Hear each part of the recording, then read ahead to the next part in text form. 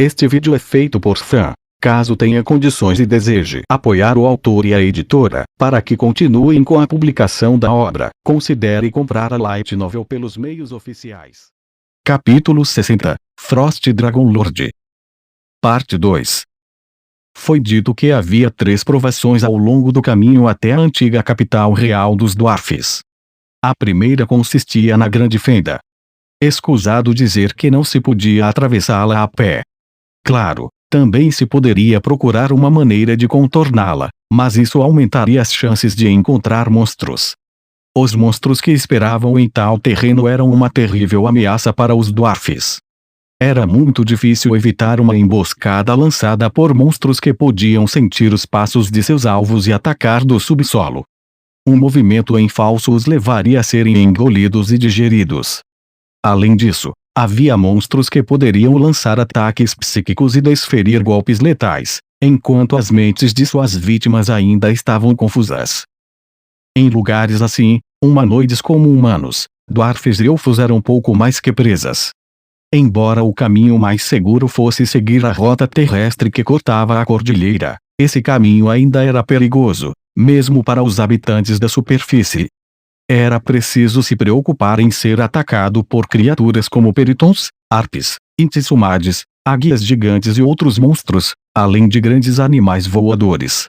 Como os humanos tinham pequenos ângulos de visão acima e abaixo, o descuido, mesmo que por um momento, poderia resultar em emboscada, o que, por sua vez, imputava no risco de ser morto em um só golpe. Assim, apenas cruzar a Grande Fenda seria uma provação em si.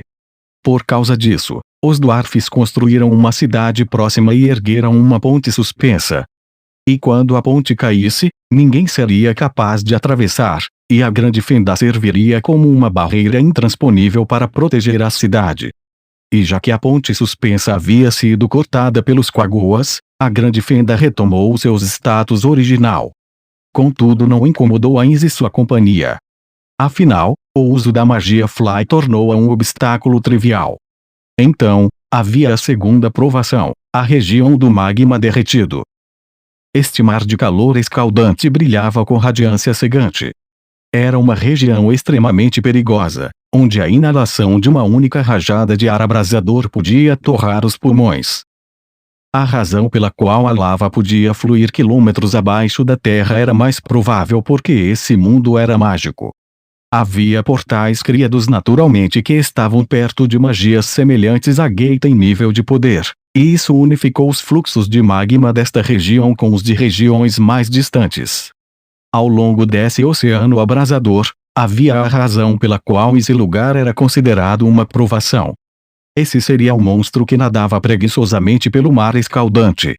Era um monstro gigantesco com mais de 50 metros de comprimento, que lembrava a imagem de um peixe.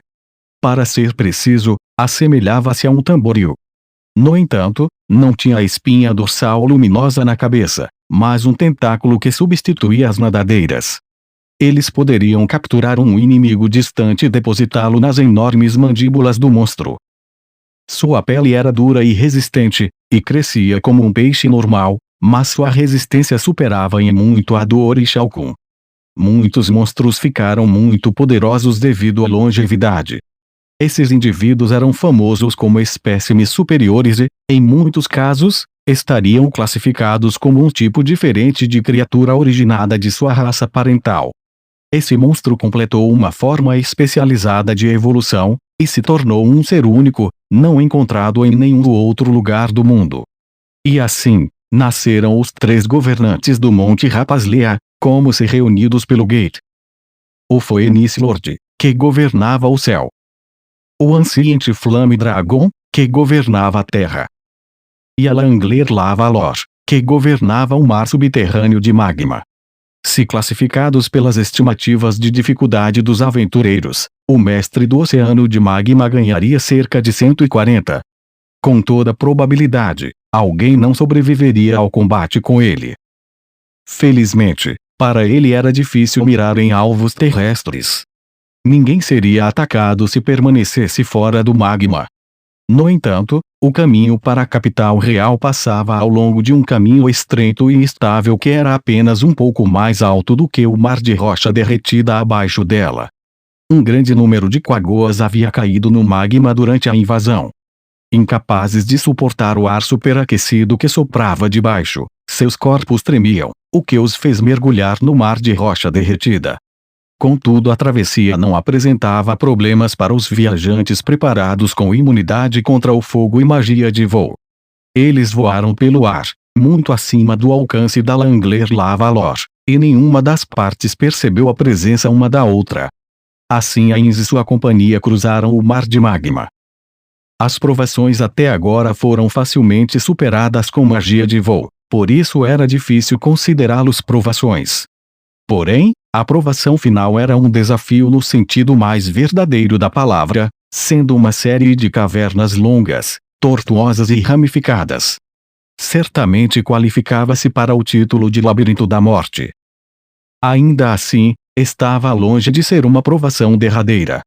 Não havia monstros nessa área, portanto, desde que se gastasse tempo fazendo um mapa, poderia eventualmente superá-lo. E se isso fosse tudo, então só se qualificaria como uma provação para aqueles que não tinham comida e água, ou, em outras palavras, aqueles com tempo limitado. Sim, havia outro motivo pelo qual esse lugar era considerado uma provação. Esta área estava cheia de aberturas que expeliam plumas de gases vulcânicos em intervalos regulares, e havia lugares onde os gases formavam bolsões. Em outras palavras, era uma área infernal de veneno fatal e invisível, açoitada por ventos fortes. Havia várias rotas que levavam à saída, mas havia apenas uma que o fazia e também evitava o gás.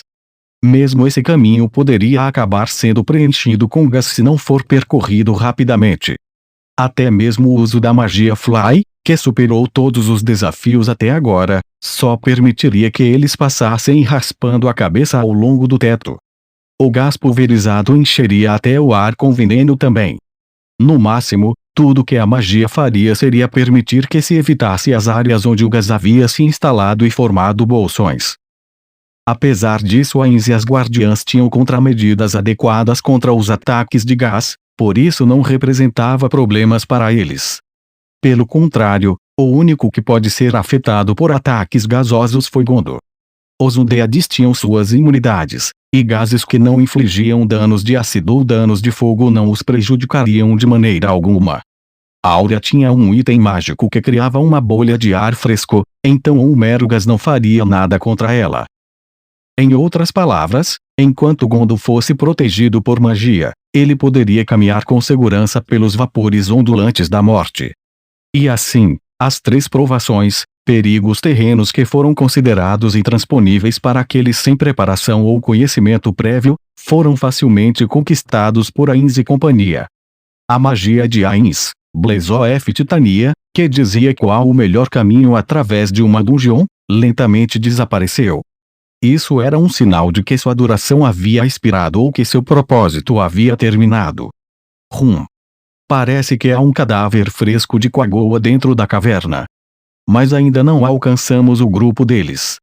Eu acho que um dia de vantagem faz uma diferença enorme. Mas a gente encurtou em muito a distância. Estamos quase alcançando eles. Disse Aura depois de inspecionar as pegadas no chão. Excelente. Então, vamos discutir o que faremos a seguir. Gondo, alcançaremos a capital real em breve, não é? Sim. Eu só ouvi falar nas lendas, mas como passamos o lendário Labirinto da Morte, logo estaremos lá. Uma expressão amarga surgiu no rosto de Gondo. Acho melhor chamar de Antigo Labirinto da Morte. As lendas diziam que aqueles que não conheciam o caminho só encontrariam a morte no final da jornada. Ainz não conseguiu responder. Afinal, foi uma provação muito simples. Talvez fosse apenas um truque, projetado para enganar a oposição, fazendo-os pensar que a haviam superado, só então, a verdadeira armadilha seria lançada. Isso não estava totalmente fora de questão.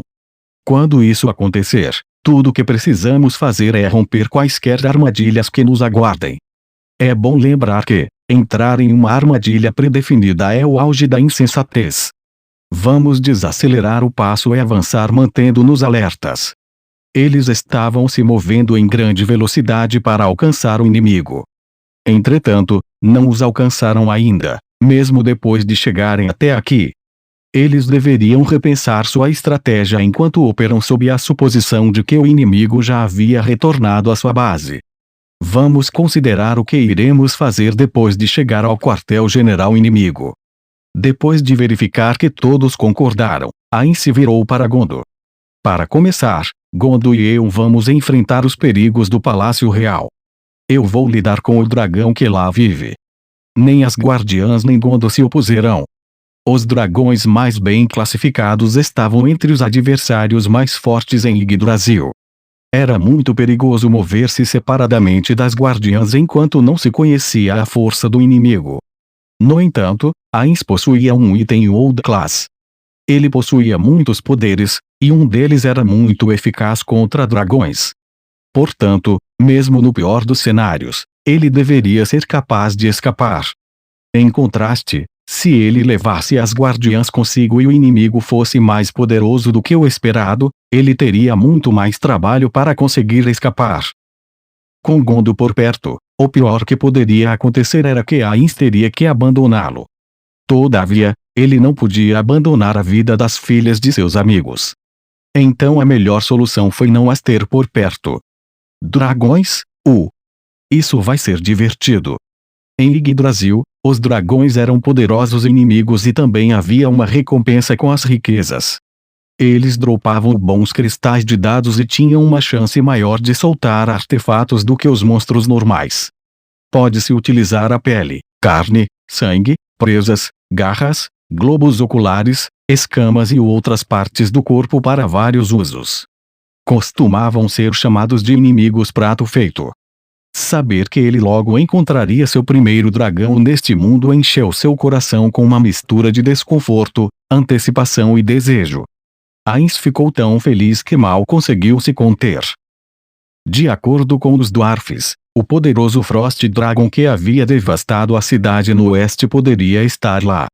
Se as coisas corressem mal, ele poderia enfrentar outra batalha com chances duvidosas de vitória, muito parecido quando enfrentou Shoutier. Poderia o dragão ter derrotado os Deaticumigtes. Posso dar conta se for a mesma entidade, mas será problemático se houver outra. Será melhor permanecer escondido e levar todos exceto os Hanzos. Não, do jeito que está agora é o melhor. Ainz-sama. Shoutier.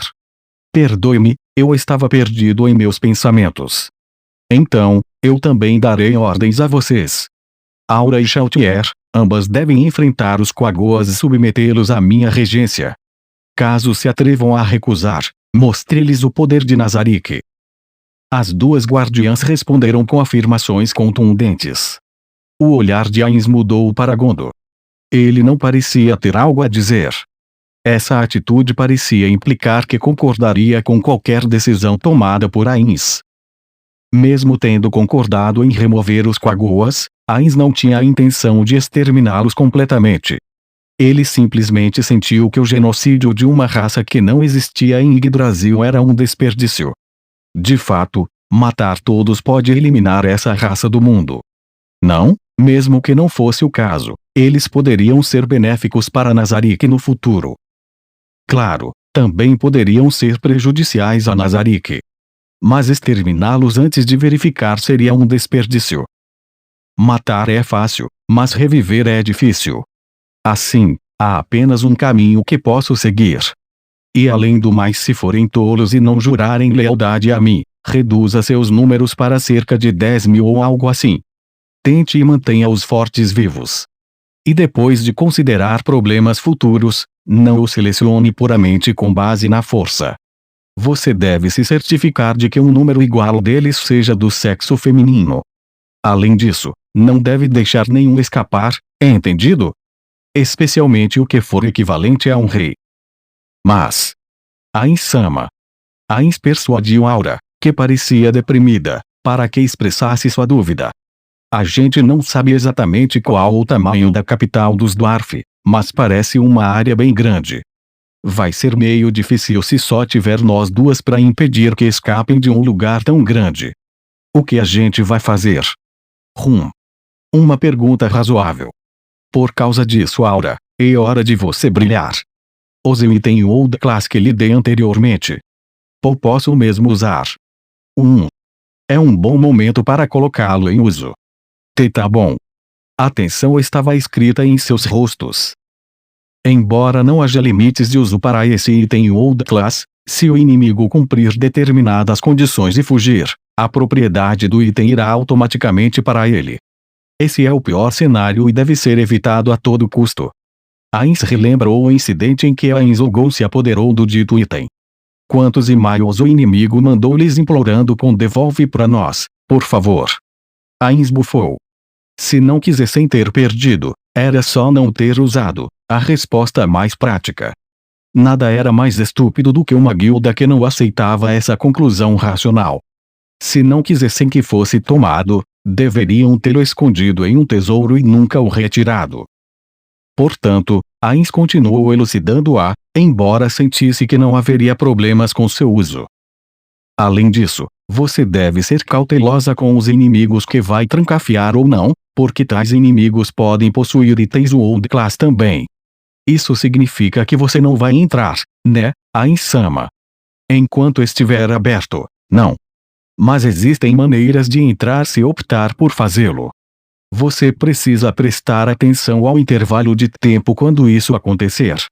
Tudo bem, vamos dar prosseguimento. Liderado por Aura, o grupo seguiu adiante. Talvez eles estivessem perto da antiga capital real dos Dwarfs, mas até as cavernas naturalmente formadas eram fáceis de atravessar. Todas as estalactites e estalagmites foram cortadas, provavelmente por conveniência da travessia. Eles caminharam por um tempo, estavam cercados pelo que outrora abrigou mão de obra dos Dwarfs. Aura, que andava à frente deles, parou de repente. Então ela colocou a mão fazendo um formato de concha em uma de suas longas orelhas, ficou ouvindo atentamente. Ainz e os outros ficaram quietos, esperando que Aura liberasse o caminho. Ainz-sama, posso ouvir muitos seres vivos à frente, são centenas. Não consigo medir a distância exata, mas acho que faremos contato com eles em questão de minutos. Finalmente os alcançamos. Não sei, esses não parecem estar se movendo. Parece que estão parados. Entendi. Será que sentiram que estamos os perseguindo? Ou são tropas de emboscada?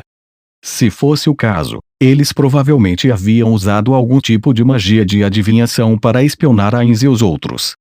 Ainz sorriu timidamente. Até agora, ele não permitira ao inimigo observar seu poder. Por causa disso, eles queriam jogar seu grupo contra Ainz e observar suas habilidades.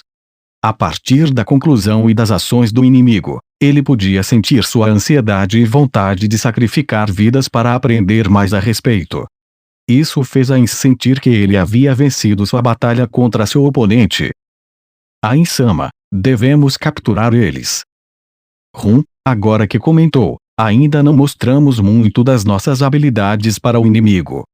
Portanto, vamos recolher algumas informações antes de passarmos pelo quartel-general como um furacão mortífero. Beleza. Além disso, mesmo que aprendessem sobre eles, não poderiam conceber uma contra-estratégia tão facilmente. Havia dois tipos principais de personagens em Yggdrasil. Havia aqueles que se especializavam em um determinado campo e aqueles cujas habilidades eram distribuídas uniformemente. No primeiro caso, mesmo que conhecessem a respeito do inimigo, teriam dificuldade em lidar com ele se suas especializações não os dessem vantagens. No último caso, podem ser capazes de lidar com eles, mas, dada a distribuição uniforme das habilidades de seus oponentes, as contramedidas poderiam ter falhas. Claro, poderia haver outros como Ainz, que conheciam e possuíam muitas magias e itens deixados para trás por seus companheiros, assim, sendo capazes de se adaptar a muitas circunstâncias, ou alguém como Toshmi, com atributos bases muito altos. Ainda assim, eram exceções à regra. Portanto, Havia apenas uma coisa que eles precisavam se preocupar: o número de entidades poderosas. O fato de eu não conhecer essa figura me assusta um pouco. Como não consigo ter certeza, é bom eu ter em mente um plano de retirada. Bem, em todo caso, não podemos prosseguir sem socá-los para ver o que o inimigo tem na manga. O espírito da Yamaiko-san está me possuindo. Chautier. Não saia do controle desta vez, entendeu? Claro, Arisu. Chautier aprontou suas puntilanes. Ótimo. O correto é evitar revelar o fato de que possuímos itens de Divine-class para o inimigo. No entanto, se não tiverem boas habilidades de detecção, não vão perceber nada. Tudo bem, vão. Entendido. Em Feobercanã, a imponente e majestosa antiga capital real dos Dwarfs, construída durante a flor de sua civilização, o maior edifício além do Palácio Real era o da Guilda Mercantil, porque continha muitas salas usadas durante reuniões e cofres temporários usados para armazenar brevemente recursos. Este edifício fora muito usado pelos Dwarfs, e era maior do que qualquer outra estrutura na cidade. Porém, era agora a residência do rei dos clãs Quagoas, Ryuru. Quando Yozo retornou, Ryuru estava sentado, quase desmaiando de fadiga, em uma grande e macia almofada. Sua atitude era como se nada estivesse acontecendo, sem alimentar a possibilidade de raiva ou ansiedade, mesmo depois de ouvir sobre o fracasso de Yozo. Yozo fez uma reverência e descreveu o que havia acontecido. Os detalhes importantes já haviam sido entregues por mensageiros, ele estava aqui para explicar os detalhes. Em particular, ele precisava elaborar detalhadamente o trunfo do reino Dwarf, os seres trajando armaduras negras que ele havia visto com seus próprios olhos. Ryuru escutou em silêncio, e então moveu lentamente a mão, alcançando uma gaiola ao lado. Ele retirou um lagarto guinchando. Era gordo, redondo e suculento, um lanche digno de um rei. Ryuru estendeu a mão segurando o lagarto em direção a Yozo. Quer uma mordida? Não, obrigado. Que pena. Murmurou Ryuru. Então ele esmagou a cabeça do lagarto entre seus dentes, e Yozo sentiu o cheiro fraco de sangue e entranhas. Todos os 20 centímetros do lagarto desapareceram na boca do Ryuru dentro de 3 mordidas. Ryuru limpou as mãos manchadas de sangue e a boca com uma toalha que estava perto. Quer dizer que recuou. E os perseguidores? Não temos certeza disso. Mas, como a ponte suspensa havia caído, ele não achava que o inimigo continuaria a perseguição. E francamente falando, eles tinham os Dwarfs na palma da mão. Tudo que os Dwarfs podiam fazer era reforçar as defesas, encontrar e selar a rota de flanco, e então talvez pudessem montar um contra-ataque nesse lugar. O motivo para terem engajado apenas aqueles 2 seres de armaduras negras era porque não passavam de tolos que dividiram suas forças. Talvez isso fosse a soma total de seu poderio militar. Essa foi a opinião de Yozo, da qual ele compartilhou com Ryuru. Não estranharia se houvesse mais um ou 2 deles. Ryuru parecia ter percebido a demonstração inconsciente de surpresa de Yozo. Ele cutucou repetidamente os lagartos na gaiola enquanto se explicava sem a menor pressa. Os Dwarfs estavam confiantes na defesa de sua fortaleza. Se fosse derrubada, eles sentiriam que as chances de sua cidade ser conquistada eram muito altas. Portanto, não era errado supor que os seres trajando armaduras negras eram uma parte significativa do número total que possuíam. No entanto, como não sabiam exatamente como a fortaleza havia sido conquistada, comprometer todas as suas forças na linha de frente era uma aposta perigosa. Se houvesse várias vias de infiltração, suas tropas ficariam muito dispersas. Embora não fosse uma situação em que pudessem distribuir sua força de luta pouco a pouco, eles não tinham a informação para comprometer toda a sua força em um contra-ataque. Assim, mesmo que houvessem mais, seria no máximo mais 2. Essa foi a conclusão que chegou. Yozo sentiu que era exatamente como o rei havia dito e ficou maravilhado com a sabedoria de seu rei.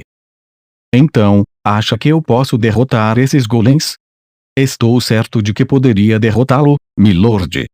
Ryuru era o mais poderoso entre os 8 clãs dos Kaguas. De fato, sua capacidade de lutar era exemplar. Ele poderia lutar contra toda a raça Kagoa e sair vitorioso. Nunca houve alguém tão poderoso quanto ele na história dos Kagoas. Yozo lembrou a visão de Ryuru lutando contra um monstro no passado. Ele estava absolutamente confiante de que o poder de Ryuru era superior ao dos golems. Fácil como pegar um lagarto gordo. É mesmo o que pensa? Sim. Eu acho que sim. Ryuru riu amargamente, mas a resposta de Yozo foi séria. Ele não tinha resposta além disso. Em qual clã você nasceu? Uma pergunta inusitada. Depois que Yozo declarou seu clã de nascimento, Ryuru caiu no pensamento mais uma vez. Entendi. Faz sentido que pense dessa maneira. Oh, o que quer dizer? Eu suspeitei que estava dizendo isso para que eu morresse na tentativa. É verdade que sou mais forte do que qualquer outro da nossa espécie. Por isso, alguns podem se aproveitar da minha fama para inflarem meu ego. Assim serei tentado a lutar com os golems, pois comprei a imagem de que são fracos. E isso resultaria na minha morte. Eles sairiam vivos e ninguém poderia detê-los, só que é bem capaz que eu os avarie, e então você poderia ser capaz de sobrepujá-los usando os números ao seu favor. Embora o rei a quem ele havia prometido sua lealdade lançasse suas suspeitas, o coração de Yozo nutria apenas respeito. Se estivesse no lugar de Ryuru, ele poderia não ter pensado tão profundamente na questão. Yozo acreditava firmemente que Ryuru era o verdadeiro rei dos Kagoas, e sua lealdade se aprofundou ainda mais. Ryuru não entendeu muito bem os trejeitos de seu imediato e perguntou. Por que não respondeu imediatamente que não tinha tais intenções? Senhor. Sinto muito. Eu fiquei fascinado por suas profundas percepções, milord. Como disse, eu não possuo tais intenções. Ryuru deu uma grande gargalhada. Você é um sujeito interessante. Os soldados que lhe concedi foram um desperdício, e isso merece punição. Não será física, pois poderia afetar seu desenvolvimento futuro. Na verdade, você aprendeu sobre os golems e retornou a mim no momento que percebeu a importância. Além disso, sua antecipação da perseguição inimiga e a alocação de parte de suas tropas para a defesa da cidade provam sua perspicácia. Muito obrigado. Yozo se curvou profundamente. Então me responda, líder perspicaz, como devemos reunir mais informações sobre esses golems? Atacando a nação daqueles nanicos. É um bom jeito. Se o fizer, poderemos saber se realmente existem golems na reserva. Sim. Se não houver mais, então devemos conquistar a cidade o mais rápido possível, não importando as perdas que sofremos. Pois é. Ryuru assentiu. Se fossem seres vivos, seria preciso muitos anos gastos com treino, sustento e suporte até se formarem. No entanto, golems só precisavam de tempo para serem construídos. Quanto mais demorassem, mais o inimigo fortaleceria suas defesas. Quais outros métodos existem? Perdão, mas não consigo pensar em nenhum outro. Ryuru enfiou a mão na gaiola cheia de lagartos e retirou outro lagarto. Tem certeza que não quer? Eu pareço com fome. Era verdade que ele tinha vindo reportar com todas as suas forças, nem sequer tinha comido ou descansado adequadamente até agora. Entretanto, ele não estava com sede ou com fome o suficiente para desejar algo da mesa do rei. Não, obrigado. Que pena. Respondeu Ryuru. Então, ele mastigou a cabeça do lagarto e fez o mesmo que antes. Depois de devorar como antes, Yozo fez uma pergunta a Ryuru. Então, milord, já pensou em algum outro método? Ah, sim. Podemos perguntar àquele sujeito. A sabedoria dele está muito além da minha. O problema é o pagamento. Ele sempre pede mais do que espero. Por pagamento, então quer dizer, poderia ser. Yozo adivinhou imediatamente a partir dessas palavras. Correto. Precisamos entregar aos dragões. Assim que Ryuru estava prestes a falar, houve uma perturbação do lado de fora, e então as portas se abriram com um grande estrondo. Rei dos clãs! Gritou um dos guardas. Parece urgente, o que aconteceu? Senhor! Avistaram invasores vindo em nossa direção. De onde estão vindo? Segundo o guarda, eles vieram do flanco onde Eoso havia posicionado suas tropas. Em outras palavras, vieram da nação dos Dwarfs. Então enviaram tropas de perseguição. Eu subestimei os nânicos. Com isso, Ryoru levantou-se. Os olhos de Eoso pareciam perguntar aonde ele estava indo. Ryoru sentiu isso e respondeu. Parece que isso vai encurtar em muito o bate-papo. Preciso ir me encontrar com os dragões agora. O senhor perguntará sobre os golems? Não. Vou convencê-los a lidar com os nanicos que se aproximam. Se forem mesmo eles, vão trazer os golems junto. Vamos fazer com que lutem contra os dragões e enfraquecer ambos os lados.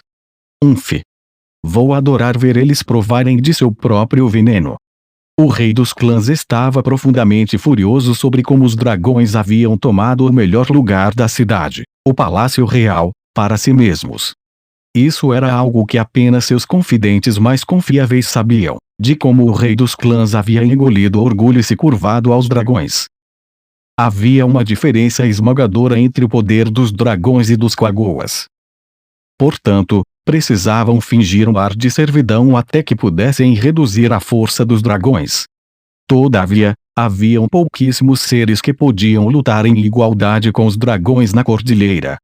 Com uma exceção notável à parte, os Frost Gigantes. Mas agora mais uma chance estava à sua porta. Ryoru disse o que pensava mais uma vez. Eoso, comece a se mover em direção ao Distrito das Ruínas, é só por precaução. Eu não quero que se envolva nas batalhas dos dragões. Um distrito da capital real dos Dwarfs tinha sido completamente destruído antes que os Quagoas assumissem o controle. Os Quagoas não haviam reconstruído essa área a fim de usá-la como um palco para reunir um vasto exército. Mas parece que finalmente seria posto em uso. Entendido. Antes disso, poderia me ajudar a preparar alguns tributos para aqueles gananciosos. Eles gostam de joias, então prepare algumas. Creio que já saiba como são e não concordarão com o pagamento logo de cara. Tenho certeza que vão aumentar o preço. Tenha isso em mente e prepare alguns itens de menor valor também. Depois de acenar a cabeça para Ryoru mostrando entendimento, Eoso imediatamente começou os preparativos. As espécies mais poderosas no mundo eram os dragões. Havia raças que poderiam se adaptar às terras difíceis onde a humanidade não poderia alcançar. A cordilheira Azerlisiana não era a exceção, e os dragões dominaram até as raízes aqui. Esses dragões eram conhecidos como Frost Dragons. Normalmente, os dragões tinham corpos delgados. Sua aparência não era como a de lagartos rastejantes, mas lembrava, de certo modo, a dos gatos. Entre eles, os Frost Dragons eram ainda mais magros, eram mais serpentários. Suas escamas a princípio eram branca-azuladas, mas à medida que envelheciam se transformavam em branco-neve. Tendo se adaptado ao seu ambiente, eles possuíam imunidade ao frio, em contraste, eram vulneráveis ao fogo. Além disso, havia o trunfo das raças dracônicas. Eles possuíam o temível poder do sopro congelante. O rei desses Frost Dragons, Olazir Darkaililial, enrolou-se em torno de seu trono, olhando para o Quagoa que ansiava por uma audiência com ele. Eu estou profundamente honrado por receber uma audiência com o poderoso White Dragon Lord, Olazir Darkaililial. Dispense tuas formalidades. Vás direto ao ponto. Ao dizer isso, os olhos de Olazir Dark se estreitaram ligeiramente. Ser um Dragon Lord tinha um significado especial entre os dragões. Era um título dado somente aos que haviam atingido a mais alta categoria de idade, antigo, ou poderosos dragões que possuíam poderes especiais, ou aqueles dragões que podiam usar magia exótica. Todos dentro desse escopo recebiam o título de Dragon Lord. Ser endereçado por um título tão glorioso era bastante agradável. Sim. Antes de tudo, desejo agradecer por conceder uma audiência. O Quagoa que esperava atrás do rei Quagoa mostrou um saco surrado. O que queres? Eles abriram e, como esperado, o brilho de ouro foi visto. Não era o suficiente para satisfazê-lo, mas essa soma deveria ter sido tudo que o Quaggoa conseguiu, então teve que se contentar com isso. Bom, então o que desejas? Sim. Na verdade, há alguns convidados indesejados que mancham nossas casas, então eu estava imaginando se poderíamos invocar seu poder incomparável, White Dragon Lord Sama. Para Olazir Dark, os Quaggoas eram uma espécie inferior. Não passavam de seres que deveriam reverenciar os poderosos dragões e, de certo modo, eram comparáveis às suas posses. Foi um pouco agravante permitir que fossem mortos à vontade. No entanto, era igualmente enfurecedor para ele ter que agir em nome de tais formas de vida inferiores. O olhar de Olazir Dark caiu sobre o seu trono brilhante, uma pequena montanha de ouro e pedras preciosas. Um hábito que unia todos os dragões era o amor por metais preciosos, joias, itens mágicos e riqueza equivalentes. Olazir Dark não era a exceção. Contudo, embora pudesse escavar túneis à procura de metais ou pedras preciosas, ele não poderia processá-las. Além disso, os poderosos jamais deveriam se rebaixar com tais serviços. Era para isso que os escravos serviam. Ainda assim, não importou se era o caso de agir e trabalhar em favor de seus escravos. Seu coração palpitou com sentimentos generosos. E quem são tais pessoas? Não temos certeza. Ainda não sabemos de suas verdadeiras identidades. Creio que são meros dwarfs. Dwarfs. Olazir Dark olhou para a grande porta atrás dele. Atrás daquela porta estava o antigo tesouro da cidade Dwarf. Independentemente quantas vezes tivesse atacado, não havia sido aberto ou destruído. A magia protetora feita pelos ferreiros rúnicos Dwarfs tinha defendido seus tesouros de todos os ataques que ele havia feito. Sua obsessão pelo conteúdo do cofre havia desaparecido há muito tempo, e aquela porta era pouco mais do que um arranhador para suas garras.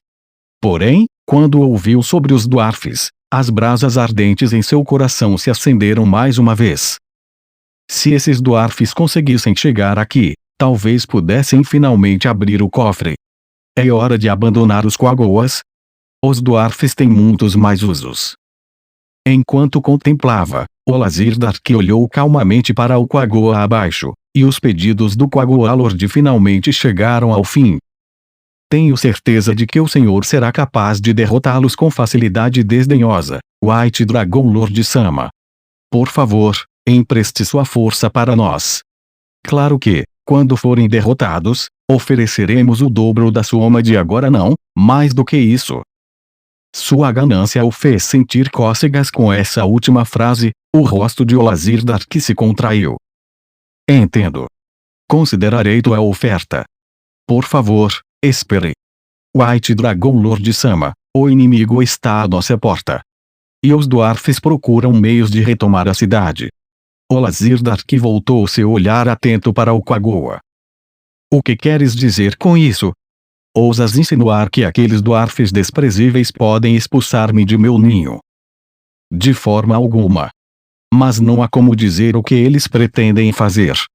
Pelo que sabemos, podem ter um jeito de destruir esta cidade.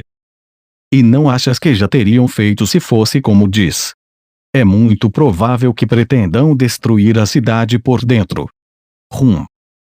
Pensou Olazir Dark. Parecia um pouco exagerado, mas não podia ser totalmente descartado. Este lugar era absolutamente necessário para a criação de um império dracônico. Depois de reivindicar o palácio real dos Dwarfs, ele ordenou que suas esposas pusessem seus ovos aqui e depois criasse seus filhos enquanto cresciam.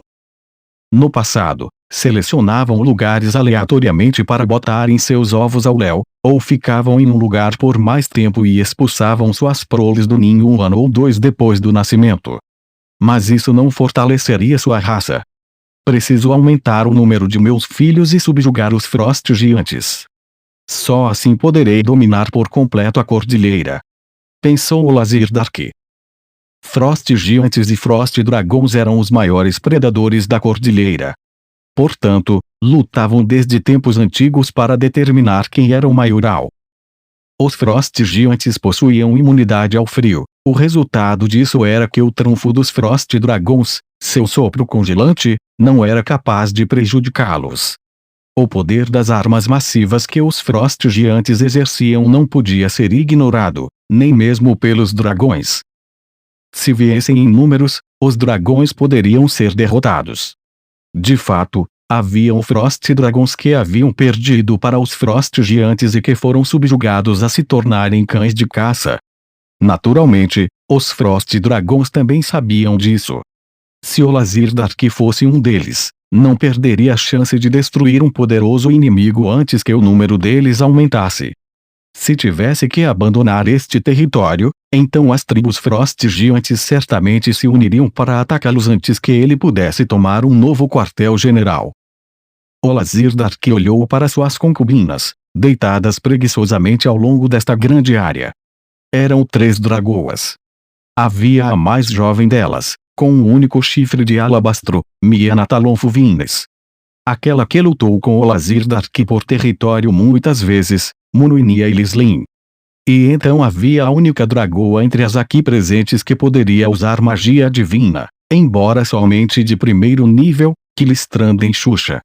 O que pensas disso? Por que não os ajudar? Afinal de contas, míseros dwarfs não são inimigos temíveis. Concordo. Para ser honesta, eu não me importo com o que eles dizem. Mas se os dwarfs atacarem, sabendo que estamos aqui, isso equivaleria a nos desprezar. Devemos esculpir o medo nos corações dessas criaturinhas arrogantes. Ele desviou o olhar de Munuinia, que estava arranhando o chão com uma garra afiada e olhou na direção de Kilistrão. E tu, o que pensas? Depois de se dirigir a Kilistran, ela inclinou a cabeça. Eu concordo e também discordo. Eu discordo porque não podemos ter certeza de que esses atacantes realmente são dwarfs. Além disso, se estão atacando enquanto estão cientes de nossa presença, certamente devem ter levado nosso poder em consideração. No entanto, a própria ideia de destruir a cidade é absurda, um mecanismo capaz de fazê-lo não está fora do alcance da tecnologia dwarf. Seria tolice não dar a resposta apropriada. Olazir Dark sorriu amargamente. Ela tinha uma personalidade muito distorcida. Por isso ele gostava dela. Votação encerrada. Ouçam, Quagoas, aceito o pedido de tua raça inferior. Obrigado. O senhor tem nossos mais sinceros agradecimentos. Enquanto Olazir Dark olhava friamente para o Quagoa que se prostrava adiante, ele fez um pronunciamento.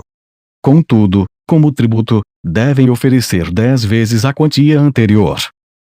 10. 10 vezes.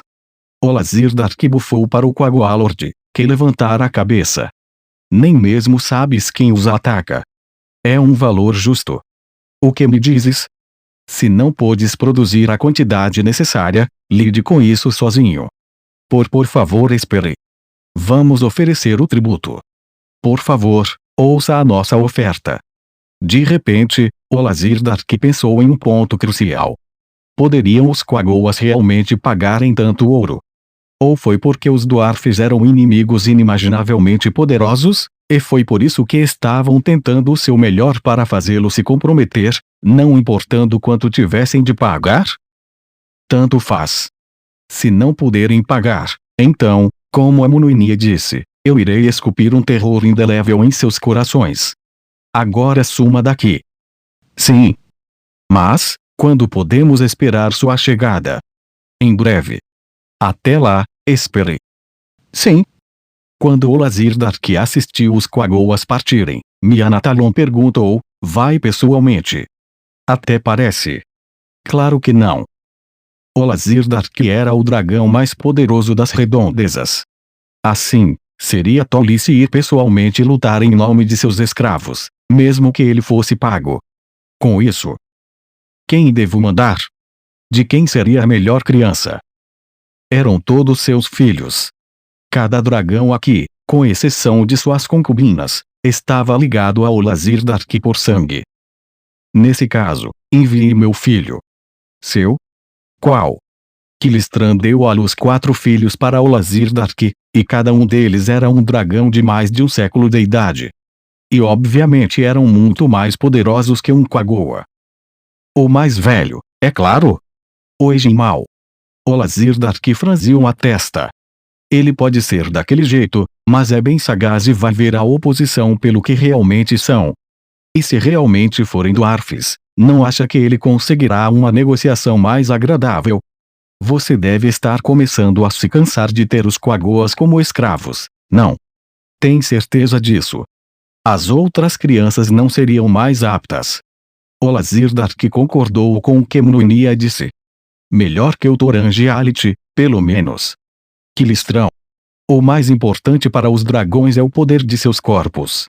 Não se pode derrotar o poder e velocidade apenas usando o raciocínio. Olazir-Dark me derrotou por ter o corpo mais forte que o meu. Lembre-se disso. O corpo superior de Torangiality é muito melhor que o de Ejinmal. Torangiality era uma das crianças de Olazir-Dark e Mnuinia. Em termos de força bruta, ele era o melhor entre seus filhos. Mas as coisas acabarão mal se agir antes de pensar.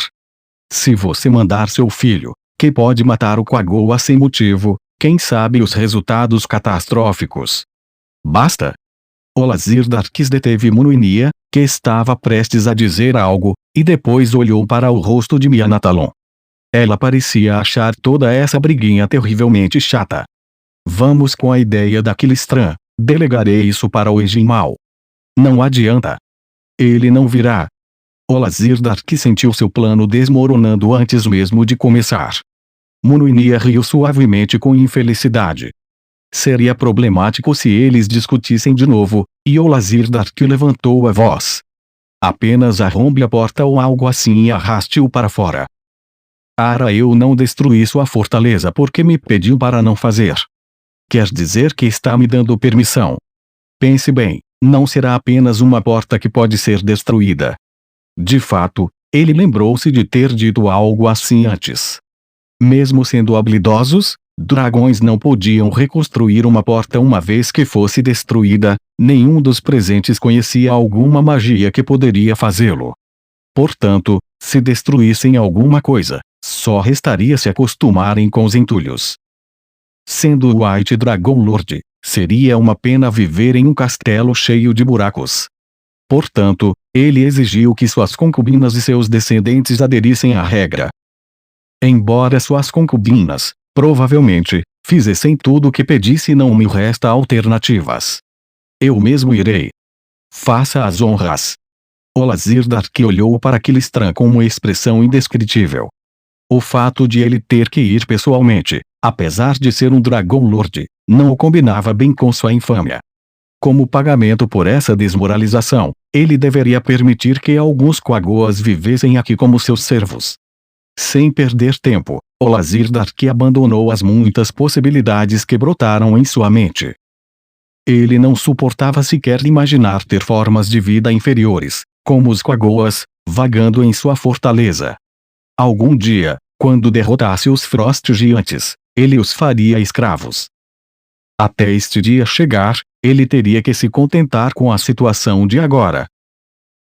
Quando se considerava a altura dos dwarfs, o seu palácio real era de um tamanho impressionante. Justamente por ser tão grande que os dragões podiam viver aqui, cada cômodo era imenso e bem espaçado entre si. Olazir-Dark subiu e subiu até alcançar a porta no nível mais alto. Então gritou: "Sou eu, abra a porta." Ele esperou por um tempo, mas não houve movimento do outro lado da porta. Era impossível que alguém de dentro não tivesse ouvido. O filho que vivia nesse quarto era um Hikikomori. Ele não se lembrava de ver seu filho saindo do quarto. Até mesmo suas refeições eram enviadas a ele por seus irmãos. Era profundamente agravante que ousasse fingir que não estava, ainda mais na presença de seu próprio pai, um Dragon Lord. Não me faças repetir. Sou eu. Abra. Dragões tinham sentidos muito aguçados. Dada a maneira como ele estava gritando, alguém dentro deveria ter ouvido, e teria acordado mesmo se estivesse dormindo. E ainda assim, a porta não abriu. A raiva tomou conta e se transformou em movimento. Ele atacou a porta com uma rabada. Atingida por um rabo que era do tamanho de um cepo e embainhado com escamas que eram mais duras que o aço, a porta rangeu e foi retorcida. Os dwarfs que construíram essa porta provavelmente não esperavam que aguentasse um golpe desses. Havia sinais de movimento dentro, mas isso não foi suficiente para acabar com a raiva de Olazir Dark. Ele bateu a porta novamente, quebrando-a pela metade. Pedras estilhaçadas voaram para dentro como projéteis de canhão. Um desagradável iê veio de dentro. Saia, agora mesmo. Em resposta ao grito de raiva, um dragão surgiu. Os Frost Dragons tinham corpos esguios, mas não este. Indo direto ao ponto, parecia obeso. Tinha um par de óculos minúsculos no nariz e olhava Olazir Dark da cabeça aos pés com um olhar nervoso nos olhos. Podia ser seu filho, mas essa aparência vergonhosa fez Olazir Dark suspirar. Bem, dado que estava em frente a um governante como ele, encolhendo-se e contraindo-se assim era inevitável. Ainda assim, ele esperava ver alguma força nos olhos do próprio filho. E então havia aquele corpo gordo e asqueroso. Parecia mais um porco do que com um dragão. Na verdade, ter que mandar uma criança assim para lutar em seu nome poderia prejudicar sua reputação. Enquanto Olazir Dark contemplava essa coisa, seu filho, que parecia ter medo do jeito que seu pai olhava, arriscou uma pergunta. Pai, o que o senhor deseja de mim? Dito isso, ele pode não agir como um dragão, mas ainda era um. Dragões ficam mais poderosos com a idade. Com isso em mente, talvez até mesmo aquele corpanzil flácido ainda pudesse ser útil. Tenho um trabalho para ti, Egimal. Um trabalho. Ah! Quagoas parecem ter sido invadidos pelos dwarfs ou algo assim. Vá repeli-los. Ei. O que é ei? Nada. Não é nada, pai. Há apenas, eu estou, como eu vou colocar isso, eu estou não muito confiante na minha força. Então em que tens confiança?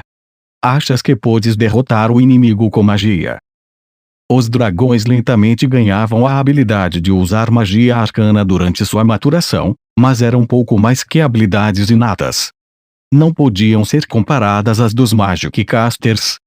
Claro, havia alguns dragões que aprenderam a usar magia de verdade. Por exemplo, havia uma das concubinas de Olazir Dark, Kilistranden Xuxa.